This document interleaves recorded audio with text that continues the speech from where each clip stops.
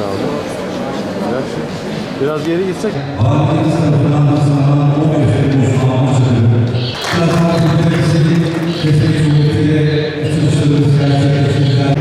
yıl dönümünde bir kez daha hainleri nefretle kınıyoruz.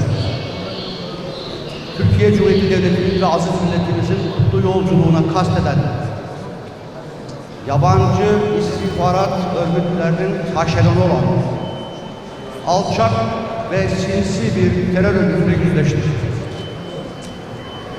Başta Cumhurbaşkanımız Sayın Recep Tayyip Erdoğan'ın güçlü liderliği, aziz milletimizin bayrağına, bağımsızlığına ve toprak bütünlüğüne, demokraside olan saygısı ve bağlılığıyla darbe girişimi akamete uğratılmıştır. Bugün aynı heyecan ve ruhla, Türkiye yüzünü vizyonuyla, küresel güç Türkiye, küresel güç büyük bir devlet olma yolunda emin adımlarla yolumuza devam ediyoruz. 10. yıl dönümünde aziz şehitlerimizi rahmet, minnet ve şükranla yad ediyoruz. Kahraman gazilerimize minnet ve şükran duygularımızla sağlıklı, huzurlu bir ömür temenni ediyoruz. Bir kez daha aziz milletimize diyoruz ki çocuklarımızı milli şuurla, sahih kaynaklarına din anlayışıyla yetiştirmemize çok büyük bir önemi olduğunu bir kez daha hatırlatmak istiyorum.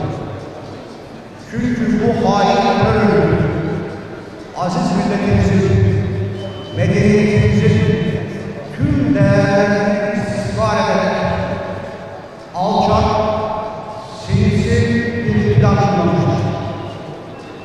Dolayısıyla milletimizin her bir ferdi olmaya, sahih kaynaklarla bilgilere erişmeye, aynı bayrağımıza, bu devletimize sahip çıkmaya herkesi davet ediyor. Bu alçaklara halen yaptıkları konusunda tereddütlü olanlara diyorum ki eğer başarılı olsalardı bugün bu güzel vatanımıza, bu kutlu devletimize sahip olamayacak. Herkes bu bölümde hesap verecek. Bugün ve yarın da tüm terör örgütleri olduğu gibi FETÖ'yle mücadelemiz devam edecek. Bu kapsamda gerçekleştirilmiş Sayın Valimiz ve Sayın